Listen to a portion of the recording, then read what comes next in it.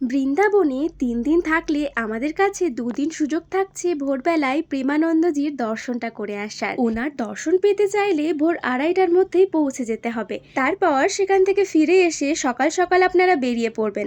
প্রথমেই দেখে নেবেন শ্রীকৃষ্ণের জন্মস্থান। সেখান থেকে চলে যাবেন বারসানার কীর্তি মন্দিরে। এখানে রাধারানীজির ছোটবেলাটা কেটেছে। অসাধারণ সুন্দর এই মন্দিরে মা কীর্তি দেবীর কোলে বসে রয়েছেন রাধারানীজি। সেটা দর্শন করে আপনারা আবার বেরিয়ে পড়বেন গোবর্ধন পর্বতের উদ্দেশ্যে, যেখানে শ্রীকৃষ্ণ তার কনিষ্ঠ আঙুলের সাহায্যে গোবর্ধন পর্বত তুলে ধরেছিলেন ব্রজবাসীকে ইন্দ্রদেবের ক্রোধের হাত থেকে রক্ষা করার জন্য। হাতে সময় থাকলে অবশ্যই রাধাকুণ্ড আর শ্যামকুণ্ড দর্শন করে নেবেন।